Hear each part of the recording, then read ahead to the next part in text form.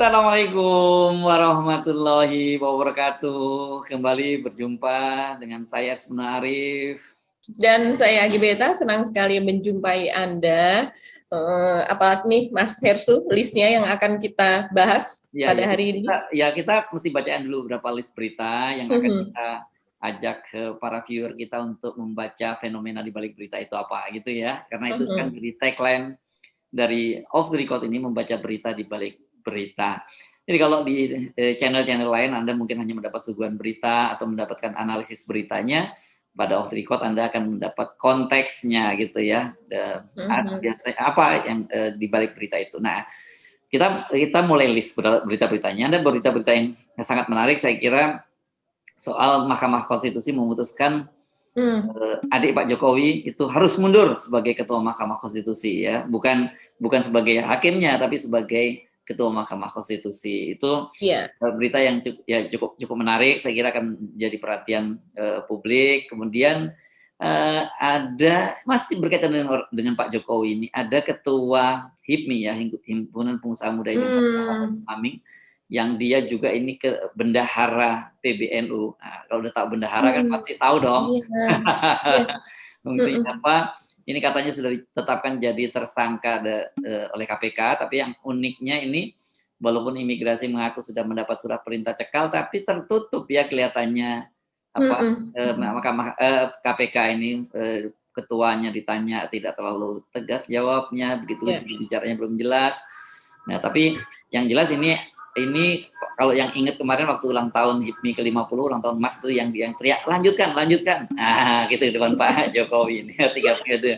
Itu berita yang saya kira cukup menarik. Terus apalagi nih Mbak yang juga menarik perhatian, soal Gibran ya. Saya Gibran akhirnya kan dia sudah seperti saya juga udah menduga bahwa nggak mungkin lah ada pertemuan Gibran dengan Pak Jokowi cuma belajar naik kuda. Kalau belajar naik kuda itu nggak ke Pak Prabowo lah, les private lah.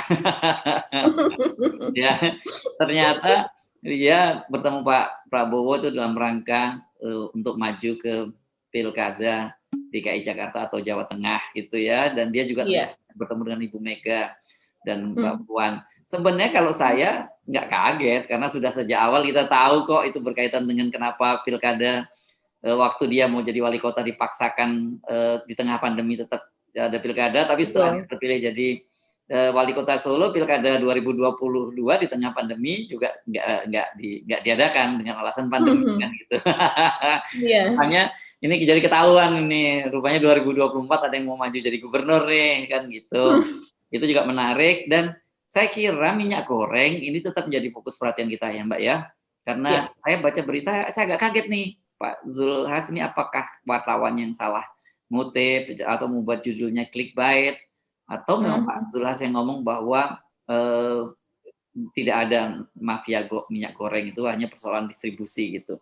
Nah, saya kira ini topik-topik yang cukup menarik, hangat. Nah, silakan Mbak Agi, menurut Mbak Agi mana yang mau kita bincangkannya? Iya, Pak Zulhas ini menarik ya Mas Hersu, karena begitu dia menduduki sebagai Menteri Kehutanan, ini tidak hanya dari pengamat ekonomi, pengamat minyak goreng begitu ya, tapi juga dari menjadi Menteri Perdagangan. Maaf, saya ini kalau melihat Pak Zulhas itu terbayang-bayang hutan selalu nih Mas Hersu. Oke. Jadi jadi ada urusannya dengan sawit loh ya. Ya, karena memang Pak, kemarin saya juga melihat teman-teman yang di LSM, yaitu terutama para yang berkecimpung di masalah kehutanan. Ini kan beliau Pak Zulhas ini sering sekali dijuluki sebagai bapak perusak hutan begitu ya di kalangan mereka. Oh ya, ini di kalangan LSM ini ya?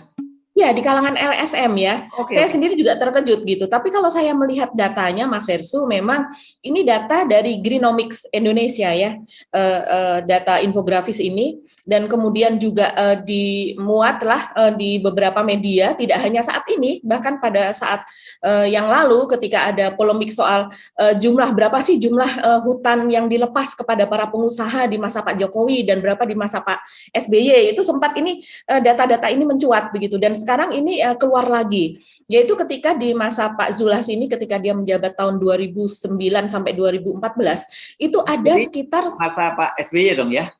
Masa Pak SBY, ya.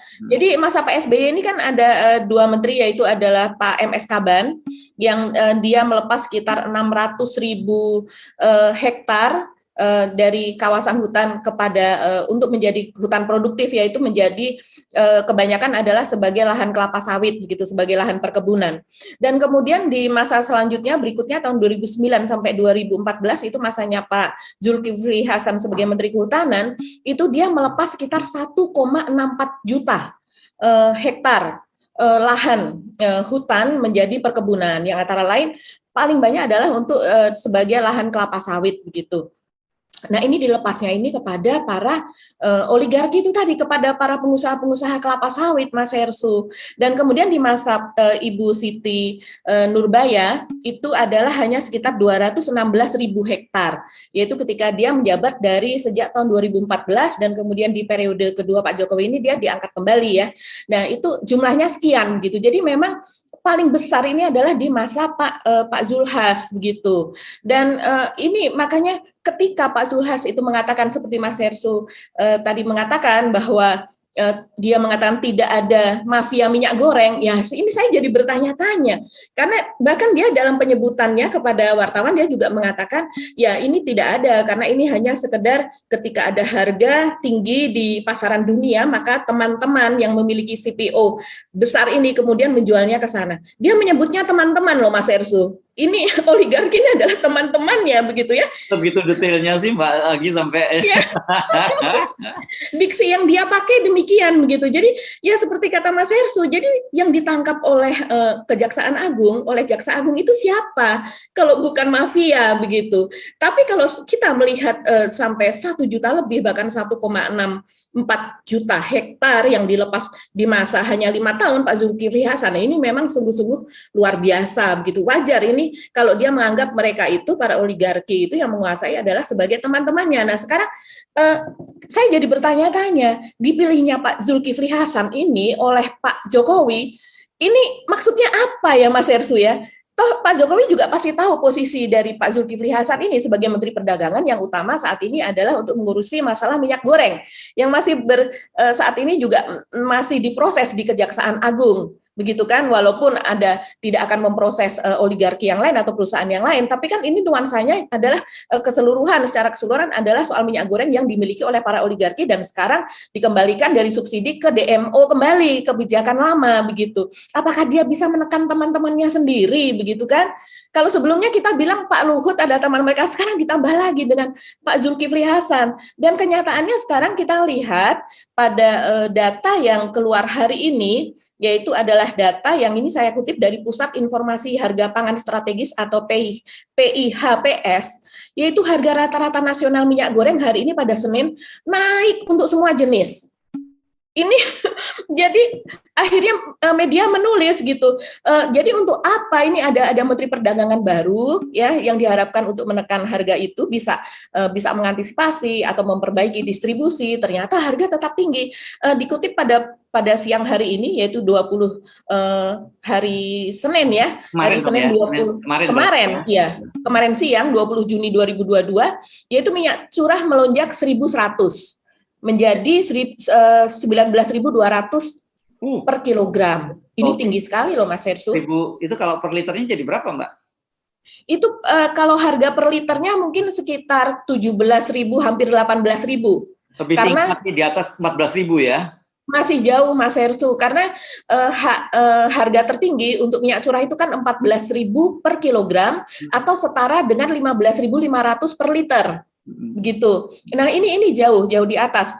Kalau per kilogram saja sudah 19.200, sementara harga yang diharapkan adalah 15.500 per kilogram. Nah, sementara Pak Jokowi sendiri hari Jumat kemarin ketika meninjau ke Serang ya, ke Pasar Baros kalau tidak salah namanya, itu dia sudah mengatakan bahwa dilihat di sana itu sudah turun 14.000 per liter. harga minyak curah ini. Ya, dan dia juga kan kebijakan itu dicabut, kebijakan larangan itu karena kata beliau itu harga minyak goreng sudah turun kan gitu ya. Iya, betul. Dan ternyata dari hari Jumat ke kemarin hari Senin ternyata melonjak lagi. Nah, ini ada apa? Ini data secara rata-rata nasional ya. Oke, mungkin Pak Jokowi mengambil sampel itu adalah di Serang begitu ya. Tapi secara nasional ini tinggi sekali dan Pak Jokowi memberi waktu hingga bulan depan agar secara nasional harganya itu merata menjadi 14.000. Ini luar biasa. Setelah tanggal 25 Mei yang lalu ya Pak Jokowi mengatakan bahwa maksimal 2 minggu begitu kan ini harga akan tercapai 14.000 dan sekarang ada target baru lagi nih. Emak-emak harus sabar nih katanya bulan depan Mas Herusu baru akan tercapai itu. Entah ini akan bisa tercapai atau tidak mengingat Pak Zulkifli Hasan juga tampaknya katanya akan ada 10.000 wilayah titik distribusi untuk minyak goreng curah ini. Nah, saya nggak tahu bentuknya itu seperti apa ini 10.000 wilayah distribusi dan pengawasannya bagaimana. Saya kira ini gini, ini saya minjem istilah Pak Jokowi, ojo ke susu untuk menafsirkan apa yang disampaikan oleh Pak Jokowi itu 2 pekan lagi. Karena saya kira Pak Jokowi itu karena hidupnya dalam kultur Jawa ya, karena sering dengar menggunakan kultur Jawa gitu kan. Orang Jawa itu kan sesok itu, besok. Besok itu bukan berarti besok gitu. Tapi sesok itu entah kapan gitu. Kalau bulan sesok gitu ya, bulan besok itu bisa jadi 2 bulan lagi, 3 bulan lagi begitu berarti ya. Tapi kalau sesok atau besok itu belum tentu kapan gitu kan. Iya, Mas Ersu. Jadi kita melihat hal ini ya, kita harus kita melihat jejaknya lah. Ya seperti off the record kita melihat ke belakang ketika kita melihat Pak Zulkifli Hasan ini kemudian menjadi Menteri Perdagangan ya kita harus melihat siapa yang ditangani oleh Pak Zulkifli Hasan ini begitu ke belakangnya. Track recordnya Pak Zulkifli juga seperti apa begitu. Nanti dulu Pak, bukannya kemarin kalau nggak salah sempat dikatakan bahwa persoalan minyak goreng ini diserahkan kepada Pak Luhut gitu ya? Ya, media sempat mengutip demikian ya. Tapi dia mengatakan sebagian diserahkan. Mungkin berbagi Mas Hersu ya. Diralat itu dan ya. Oke, jadi saya kira ini persoalan minyak goreng ini ya gini, kalau saran saya sih jangan terlalu berharap ya, seperti biasa gitu ya, supaya nggak terlalu kecewa gitu kan. Karena saya kira publik juga sudah paham lah kalau kayak seperti itu Mbak ya, jangan terlalu berharap dengan pemerintahan yang sekarang ini karena hampir banyak sekali janji-janji yang disampaikan oleh pemerintah nggak terbukti kan gitu. Jadi kalau sekarang saya sering bercanda gitu, kalau sekarang Anda merasa kecewa, yang saya bilang yang salah bukan Pak Jokowi gitu, yang salah Anda gitu, kenapa terlalu berharap. Ya, sebenarnya ini sudah diperingatkan ya. Mungkin kalau dari FNN gitu, dari Hersu Benopoint, dari Rocky Gerung Official, dan kita juga di Off the Record sudah sering memperingatkan bahwa reshuffle yang kemarin dilakukan oleh Pak Jokowi itu adalah lebih bernuansa politis kan, bukan untuk menyelesaikan masalah ekonomi yang terjadi pada saat ini begitu. Ya, gimmicknya sudah dapat, tapi kemudian saya nggak di follow upin gitu kan ya. Kan yang penting Menteri Perdagangannya sudah dicopot gitu ya. Dan saya kira Pak Lutfi juga mungkin merasa senang juga dicopot karena dia berhenti jadi keset gitu. Karena kalau kita saja yang melihat wah enak ya Pak Lutfi jadi Menteri Perdagangan, ketika pertemuan di Davos istrinya bisa ikut jalan-jalan dengan ibu menteri-menteri yang lain, ternyata Pak di tengah senyum-senyumnya Pak Lutfi menderita karena katanya sudah diperlakukan seperti keset gitu kan. Iya, diinjak-injak katanya. Entah siapa yang menginjak-injak ya di sekelilingnya, atau yang di sekelilingnya teman-temannya juga begitu. Tega banget teman-teman yang menginjak-injak Pak Lutfi. Iya. Oke, jadi realitasnya sekarang harga minyak goreng itu tidak seperti yang dijanjikan oleh Pak Jokowi, bahwa 2 pekan setelah tanggal 25 Mei ya Mbak ya waktu itu ya. Iya, betul. Nah, itu harga itu akan turun. Ini kalau nggak salah Pak Jokowi kan juga waktu itu setelah Rakernas Projo ya. Rakernas Projo itu tanggal 21 ya. Beliau kan juga mensidak pasar Muntilan waktu itu, beliau menyatakan bahwa harga-harga minyak goreng sudah stabil. Nah, saya curiga ini kalau apakah para pedagang pasar yang disidak itu sudah disetting atau sebenarnya natural. Ini kan jadi pertanyaan. Ini kadang-kadang aparat di bawah nakal gitu ya. Pak Jokowinya mungkin nggak tahu gitu disetting para pedagang diminta untuk menyatakan harganya sudah turun, tapi ketika ditanya Pak Jokowi, tapi sebenarnya realitasnya nggak seperti itu gitu. Iya, betul Mas Herssu.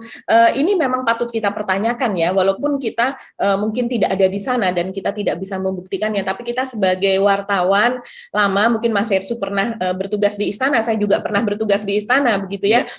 Biasanya kalau seorang presiden akan datang ke suatu tempat, itu sudah beberapa hari sebelumnya itu sudah steril, begitu ya. Terus kemudian ada tim advance di lapangan. Jadi kalau seandainya dia datang di satu kota saja, ada 2 atau tempat yang disinggahi, masing-masing itu ada tim sendiri-sendiri begitu. Taruhlah misalnya ini seperti di Serang, itu pasti sudah ada dan sudah ada tim advance yang datang jauh hari sebelumnya. Dan selain untuk masalah keamanan juga sering kali yang kita dapati adalah siapa yang nanti ditanya sudah ditunjuk begitu kan. Pedagang yang ini yang akan ditanya begitu. Itu tapi di masa Orde Baru dulu ya, saya nggak tahu karena kita nggak mau terlalu suuzon. Nggak mau terlalu ada tuduhan di situ, kita tidak mau begitu. Tapi ini pertanyaan logis karena di tempat lain harga tidak demikian gitu kan. Apa yang di tempat yang disidak oleh Pak Jokowi harganya sudah mulai turun, bahkan ada yang sudah sesuai dengan harga eceran. Tapi ternyata di tempat-tempat lain masih seperti itu gitu. Karena memang menurut saya seorang presiden nggak boleh datang ke suatu daerah yang sama sekali belum disiapkan gitu. Itu berbahaya kan berkaitan dengan security. Tapi yang soal-soal begini harusnya tidak perlu disiapkan kan gitu. Jadi itu satu topik tentang minyak goreng. Yang topik lain apa yang menurut Anda menarik ini Mbak Agi? Yang berikutnya mungkin MK ya, tentang Pak Anwar Usman ya. Ya. MK ini menarik. Ini baru fresh from oven ya, karena baru tadi malam itu ya, kemarin sore ya diputuskan itu ya. Itu kan ada gugatan. Kalau saya ingat ini yang menggugat kalau tidak salah ada dosen dari Fakultas Hukum Universitas Islam Indonesia Yogyakarta. Siapa ya? Alan Fathan atau siapa gitu menggugat Undang-Undang Nomor 7 tahun 2020. Ini kan kemarin kita tahu bahwa Undang-Undang Mahkamah Konstitusi itu sudah mengalami perubahan, dan pada tahun 2020 pada era Pak Jokowi itu dilakukan perubahan terbaru. Salah satunya itu dianggap ini semacam memberi permen atau sogoan kepada para hakim Mahkamah Konstitusi karena usia pensiun mereka itu diperpanjang ya.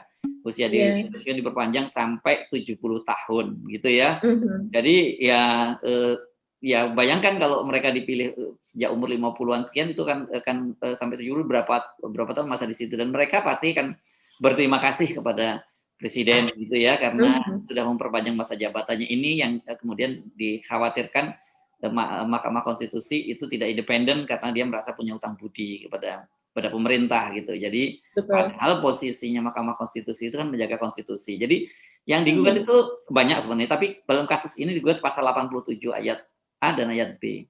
Kalau yang ayat B itu berkaitan dengan masa jabatan tadi yang sampai dengan periodisasi 15 tahun tadi itu, atau sampai usia 70 tahun gitu. Sementara pasal A ini berkaitan dengan jabatan ketua dan wakil ketua itu sampai sesuai dengan akhir masa jabatannya gitu disebutkan. Dan Pak ini masih panjang masa jabatannya ya, Pak Anwar Usman ini. Yang lebih panjang lagi sampai tahun 2026 kalau tidak salah Pak Anwar Usman itu. Wakilnya ya. Wakilnya sampai 2029 Mbak, masih lama. 229. Panjang banget. Nah, tetapi yang menarik dalam sidang kali ini yang juga dipimpin oleh Pak Anwar Usman itu dianggap bertentangan dengan Undang-Undang Dasar 45 karena itu dibatalkan. Ya. Dan apa konsekuensinya? Konsekuensinya Pak Anwar Usman dan Pak Aswanto, wakil ketuanya, Aswanto yang kemarin rumahnya di demo di Makassar oleh teman-teman kami dari alumni HMI dari Parepare, itu diminta mengundurkan diri itu sampai kemudian paling lambat 9 bulan ke depan, gitu ya, 9 bulan ke depan. Dan dengan begitu Mahkamah Konstitusi harus menggelar pemilihan lagi siapa yang menjadi ketua dan wakil ketua. Saya kira ini kan menarik, kenapa? Karena berkaitan dengan posisi Pak Anwar Usman. Banyak orang yang menuntutnya pada waktu itu bahkan Pak Anwar Usman harus mundur dari posisinya sebagai hakim konstitusi. Kenapa? Karena khawatir ada semacam konflik interest. Ya, karena bagaimanapun kan dia adik iparnya Pak Jokowi. Ya, banyak sekali persoalan-persoalan ini yang diuji ke Mahkamah Konstitusi, antara lain soal PT PT 20%, ya presidensial 20%, yang selalu mentok semua undang-undang ibu kota negara, ya kan itu jadi undang. Belum lagi ada juga soal omnibus law dan sebagainya itu dari Pak Jokowi. Kemudian ada juga berkaitan dengan pilkada. Pilkada ini kan ada dua keponakannya Pak Anwar Usman sekarang, kan gitu ya. Yang satu putranya Pak Jokowi, Gibran, yang satu Bobi Nasution yang jadi wali kota Medan. Anda mesti bertanya apa hubungannya? Kok kan dia sudah pilkada. Kan mereka ini tahun 2024 nanti akan maju pilkada. Gibran sudah ketemu dengan Pak Prabowo dan Bu Megawati dan Puan, dan katanya didorong untuk maju ke pilkada DKI atau Jawa Tengah. Pak Prabowo juga begitu. Ini kan kita udah paham lah bahasanya, dia meminjam mulutnya Pak Prabowo, meminjam mulutnya Bu Megawati dan Mbak Puan bahwa didorong. Padahal kita tahu sebenarnya pasti punya intensi semacam itu. Begitu juga Bobi juga didorong untuk maju pilkada 2020 di Sumatera Utara, kan gitu. Jadi kita jadi dikhawatirkan nanti ketika dia menangani sengketa pilkada semacam ini, dia tidak bisa independen, kan gitu, keputusannya tidak netral. Dan kemarin juga sebelumnya kan sempat ribut tuh media, Pak Hakim Mahkamah Konstitusi, Ketua Mahkamah Konstitusi bersama istrinya menemui seorang calon bupati di Bogor gitu ya, malah nongkrong di kafe gitu seorang Hakim Mahkamah Konstitusi. Benar kita kaget gitu. Dan ini kan pasti ada potensi konflik kalau sampai nanti terjadi sengketa dan bermuara ke Mahkamah Konstitusi, kan gitu. Nah, sekarang dalam kasus ini saya kira mungkin ini cara yang elegan buat Pak Anwar Usman udah menunjukkan nih, sekarang dalam kasus yang berkaitan dengan saya sendiri aja saya bisa independen, kan gitu ya Mbak ya. Gue putusin, gue mesti mundur. Gitu.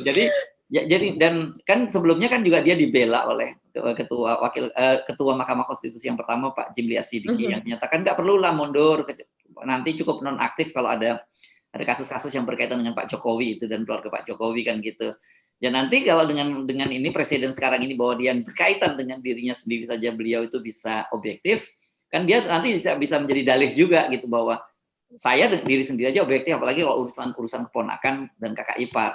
Nah, gitulah kira-kira yang jadi menarik. Tapi tetap saja persoalan-persoalan ini kan berkaitan dengan masalah etika ya, etika jabatan dan sebagainya yang sekarang ini sudah banyak hilang dari pemerintahan kita ini ya, dari praktek politik kita sehari-hari. Padahal sebenarnya masalah etika ini sebenarnya atau norma-norma dan etika ini jauh lebih tinggi dari hukum, kan gitu. Orang boleh menyatakan bahwa secara hukum saya tidak melanggar, tapi secara etika Anda melanggar, itu biasanya itu orang akan tetap, kalau yang di negara-negara yang sudah maju tinggi peradabannya itu akan mundur ya Mbak. Jepang misalnya itu kan kita kenal di sana shame culture, itu apa ya yang namanya harakiri. Kalau dia melakukan sesuatu mundur atau bahkan sampai harakiri di masa lalu. Kalau sekarang tradisinya mundur gitu ya. Tapi di Indonesia ini kan orang justru maju terus pantang mundur gitu, dan atau maju tak gentar membela yang benar, kan kalau di Indonesia kan sekarang gitu yang terjadi. Soal ini saya kira kita menjadi memahami mengapa teman-teman para penggiat hukum, para aktivis itu kemudian menuntut Pak Anwar Usman untuk mengundurkan diri. Kenapa? Karena itu tadi kita udah kadung praktek-prakteknya ya banyak contoh buruk, dan tradisi semacam ini kita harus mulai dengan keras ya dalam masyarakat seperti kita ini. Kalau enggak kita berlakukan dengan keras, ini berbahaya sekali kan. Semua dilanggar kan gitu. Iya betul Mas Hersu, karena ini kan masalah hukum itu masalah yang sangat fundamental ya dalam kehidupan kita. Dari hukum yang kecil, taruhlah dari pengadilan negeri maupun sampai ke tingkat MK sekalipun begitu ya, semua berhak mendapatkan keadilan. Nah, nanti menuju kepada 2024 di mana adanya pilkada, pileg dan sebagainya, saya bisa membayangkan itu luar biasa, itu sengketa yang harus ditangani oleh MK, baik itu di pemilihan legislatif untuk DPR gitu ya, di tingkat itu maupun nanti yang untuk sengketa untuk pilpres misalnya begitu. Nah tentunya ya seperti tadi yang menemui calon bupati gitu kan, misalnya ketemu kerabat gitu bersama istri begitu kan, itu kan kita melihat begitu saja sudah wah ini tidak proper gitu ya, tidak layak ini dilakukan oleh Ketua MK, dan mestinya Ketua MK sudah memahami itu begitu ya. Tapi ya Pak Anwar Usman ini maaf gitu ya, dari awal dia sepertinya defensif ya kalau menurut saya, seperti dia mengatakan ya sikapnya adalah alih-alih dia misalnya memperlihatkan sikap apa ya yang lebih integritasnya begitu ya, memperlihatkan integriti begitu, tapi kan dia lebih banyak membela diri begitu, seperti misalnya loh, saya juga tidak tahu bahwa dia adalah adiknya Pak Jokowi kok waktu dikenalkan begitu kan. Nah, ya namanya ketika mengatakan itu ditangkap oleh media, yang namanya netizen itu sudah pasti langsung nakal-nakal kan, mereka pada iseng, mereka mengatakan oh iya dia nggak tahu bahwa Ibu Idayati adalah adiknya Pak Jokowi, dia taunya adalah tantenya Gibran dan Kaisang gitu kan. Jadi kayak yang hal-hal yang seperti itu mudah sekali untuk dipatahkan gitu. Jadi tidak mungkin bahwa orang sepandai gitu sampai menjabat sebagai ketua MK begitu ya. Kalau di luar negeri kan jabatan yang sangat tinggi sekali, bayangkan. Iya. Dan di Amerika ketua. Ya, saya agak terheran juga, saya menyela dikit, mohon maaf. Kemarin tiba-tiba saya lihat beliau ikut mencet tombol tanda dimulainya Pekan Raya Jakarta ya. Saya bilang apa urusannya ya Ketua Mahkamah Konstitusi sampai turun-turun seperti itu gitu ya. Padahal biasanya posisi yang begini ini dia betul-betul menarik diri dari kehidupan dari aktivitas sehari-hari, karena itu tadi menjaga independensinya kan gitu. Iya betul, dan kemudian kita lihat dia ada di tengah begitu ya, berdiri bersama dengan Bu Hartati Murdaya dan suaminya Murdaya Po begitu ya, sebagai pemilik dari lahan itu dan kemudian juga sebagai penyelenggara dari Jakarta Fair. Dan kita tahu hal-hal seperti itu sangat-sangat krusial, sangat riskan ya, karena walau bagaimanapun pasti itu adalah masuk dalam pemantauan taruhlah BPK, terus kemudian itu kan semuanya penyelenggaraan yang berbau hubungannya dengan acara, kalau dalam hari ini adalah pemerintah daerah ya, DKI begitu. Tapi itu ya ini kan adalah juga negara, penyelenggaraan yang dilakukan oleh negara dan tentunya harus proper. Taruhlah di situ saya lihat ada Anies ya, Anies memang siapapun itu, mau Anies, mau Pak Ahok itu maupun Pak Sutioso, semuanya memang yang namanya sebagai gubernur dia memang itu hajatan ulang tahun Jakarta, memang dia ada di sana. Begitu juga sebagai penyelenggara, sebagai OC maupun itu sebelum Bu Hartati Murdaya atau siapapun gitu ya. Dan kemudian juga pihak yang terkait lainnya dalam hal itu. Tapi kalau sebagai ketua MK, kita belum pernah lihat sepertinya ya, seingat saya Pak Jimli Asidik misalnya ya ada di sana, atau apakah dulu Pak Mahfud juga pernah ya ikut membuka Jakarta Fair begitu ya. Jadi dalam kapasitas apa kita pun ya memang bertanya gitu. Nah ini kita bertanya karena kita sayang sih sebenarnya. Bukan kepada Pak Anwar Usman ya, sayang kepada MK-nya begitu loh. Iya. Oke. Tetapi ini jadi presiden yang kita perlu dorong ya, gitu, bahwa semacam hal ya, ini bagus lah, yang keputusan sekali ini cukup bagus karena dia menunjukkan bahwa dia bisa tetap independen walaupun itu berkaitan dirinya sendiri, tapi tetap saja menurut saya sekecil mungkin potensi konflik of interest itu harus tetap ditiadakan ya. Karena mengingat itu tadi, kultur kita ini kan ada prinsip ya, kalau ada peraturan itu kan dibuat untuk dilanggar, kan begitu, ada prinsip semacam itu ya di kita ya. Oke. Ya. Iya Mas Ersu. Oke. Ini saya kira kita mesti pindah ke topik lain. Apa yang tadi kita bahas soal ini ya, soal Ketua HIPMI yang sudah ditetapkan jadi tersangka ini ya. Ini menurut saya menarik karena media juga kelihatannya cukup berhati-hati ya, dikabarkan gitu, karena tidak ada kepastian ya atau tidak dari para pimpinan KPK gitu. Tapi sementara penelusuran media dari Direktorat Jenderal Imigrasi memang sudah ditentukan sebagai tersangka dan dicekal. Kalau nggak salah gitu ya Mbak ya? Iya, ini kira-kira hati-hati ataukah takut ya Mas Ersu? Karena ini dari pihak KPK-nya juga seperti itu. KPK ini berhati-hati ataukah takut gitu? Karena ini menyangkut sebuah partai besar gitu. Kita tahu bahwa Mardhani Maming ini adalah berasal dari PDIP ya Mas Hersu kalau tidak salah ya. Dan kemudian kita juga kita membaca PBNU juga kan gitu ya. Iya, bendahara PBNU gitu terus. Betul, bendahara PBNU sebuah organisasi besar gitu ya, dan kemudian juga tentu memiliki pengaruh besar gitu ya, menjadi seorang bendahara. Kita tahu itu adalah jabatan yang sangat-sangat strategis gitu di partai maupun di organisasi semacam ini begitu. Dan kemudian dia sekarang ditersangkakan, kabarnya demikian. Ya pasti berhati-hatilah karena yang ada di sekeliling Mardhani Maming ini adalah juga orang-orang besar yang juga ada di lingkaran Pak Presiden juga begitu kan? Saya kan tadi singgung waktu kemarin ulang tahun emas atau ulang tahun ke-50 dari HIPMI, Himpunan Pengusaha Muda Indonesia, itu kan Pak Jokowi hadir. Dan Pak Jokowi ini sendiri kan pada waktu muda ketika beliau masih jadi pengusaha di Solo ini pernah tergabung dari HIPMI. Makanya HIPMI itu mengklaim bahwa dia ini adalah salah satu organisasi tersukses lah karena sekarang pernah menjadi presiden, gitu, walaupun bukan alumninya menjadi presiden, walaupun dia bukan ketua umum gitu, terus banyak beberapa ketua umumnya itu sekarang jadi menteri di kabinet Pak Jokowi, termasuk salah satunya Lutfi yang sudah dipecat, bahkan ketua departemen atau apa namanya gitu, orang seperti Erick Thohir gitu tidak menjadi ketua umum tapi bisa juga jadi menteri kan gitu loh, itu yang kemudian mereka banggakan. Dan di situ ada Bahlil, sekarang Bahlil ini sebagai ketua Dewan Pembina dari HIPMI gitu ya. Nah, kan dan situ saya masih ingat sekali ketika itu Mardhani Maming juga ketika mengakhiri pidatonya menyerukan yel-yel lanjutkan, dan begitu juga dengan Bahlil gitu ya. Dan pada waktu itu Pak Jokowi itu bukannya menegur, tapi dia menerangkan itu mesti hati-hati, ini tahun politik. Nah, ya, jadi kalau mau nanti saya yang disalahkan, waktu ada yang ngomong dulu 3 periode saya yang didemo. Nah, sekarang silakan Pak Bahlil yang didemo. Kan enggak begitu mestinya Pak Jokowi ya, kan mesti tegas. Dan dengan cara begitu kan kita menafsirkan ya Pak Jokowi sebenarnya senang dengan apa yang dilakukan oleh Bahlil ini, minta lanjutkan gitu. Persoalannya kan walaupun kemudian mereka ngeles, kita sama-sama tahu lah apa maksudnya itu gitu ya. Dan ini nggak pantas dilakukan karena Bahlil ini juga seorang pejabat negara kan, dia menteri dari kabinet Jokowi, Pak Jokowi juga gitu. Mereka ini orang yang disumpah oleh disumpah atas nama undang-undang untuk menjaga konstitusi. Tapi kalau dengan cara seperti ini kan mereka termasuk orang yang kemudian merusak konstitusi. Harusnya ada pernyataan tegas.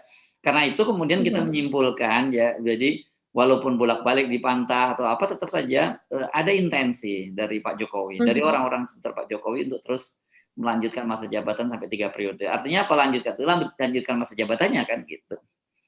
Iya, betul. Dan kekuatan atau kekokohan posisi dari Mardhani Maming ini kita uji nih sekarang Mas Hersu. Ya. Bagaimana KPK menghadapi orang yang sebenarnya masih cukup muda ya, tapi sepertinya menjadi bupati tapi ini di Tanah Bumbu. Betul. Betul, sudah menjadi bupati, dan kasusnya ini terjadi ketika dia masih menjadi bupati di Tanah Bumbu begitu.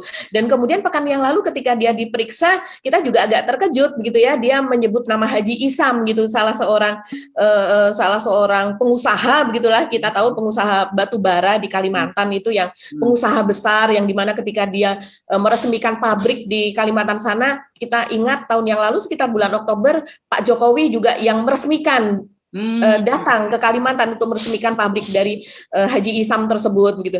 Dan ini ada nuansa apa nih, kita masih tunggu nih Mas Hersu, sehingga Mardhani Maming ini berani menyebut nama Haji Isam seolah-olah ketika ditanya oleh wartawan dia mengatakan apa kasus yang dia diperiksa, yaitu ada hubungannya dengan Haji Isam. Dan kemudian ketika wartawan betul, ketika wartawan mengkonfirmasi kepada Haji Isam, itu Haji Isam mengatakan bahwa masalah apa? Dia tapi ini yang mengatakan pengacaranya ya, pengacara mengatakan tidak ada masalah dengan Haji Isam. Dia setahu saya diperiksa ketika dia masih menjadi bupati, dan itu adalah masalah izin pertambangan gitu. Dan seperti dituliskan oleh media juga, memang ini masalah IUP ya, izin usaha pertambangan, yang kemudian dari pengusaha yang ketika sekarang sudah menjadi terdakwa itu memberikan kesaksian di pengadilan bahwa dia menerima uang, awalnya disebutkan ratusan miliar, tapi terakhir kalau nggak salah 89 miliar gitu, dugaannya demikian. Ya. Jadi saya kira yang begini, ketimbang menimbulkan spekulasi, mestinya KPK juga terbukalah, transparan lah gitu, karena sekarang ini kan orang sudah mulai banyak yang mengerjitkan kening berkaitan dengan KPK karena kelihatannya nggak ada kasus-kasus besar lagi yang bisa ditangani oleh KPK, dia mainnya di pinggiran gitu.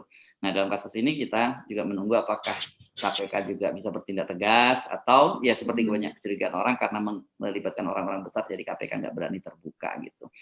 Oke, Mbak Aki, kita mesti mengakhiri perbincangan ya, nggak kerasa udah cukup panjang kita ngobrol dengan 3 topik saja, ini sudah hampir habis waktu kita. Terima sekali lagi kita ucapkan terima kasih atas kebersamaan Anda bersama kami, terima kasih untuk doa-doanya, doa kami juga kepada Anda semua, dan doa kita juga untuk bangsa Indonesia, semoga saja bangsa ini terus dijaga oleh Allah Subhanahu Wa Taala gitu, bisa melewati krisis dan kemudian sekarang yang sedang terpecah belah ini bisa kembali menyatu kembali dan kita hidup dalam situasi yang aman dan damai. Saya Subhan Arif. Dan saya Agi Beta, tetap selalu salam 0%. Wassalamualaikum warahmatullahi wabarakatuh. Waalaikumsalam warahmatullahi wabarakatuh.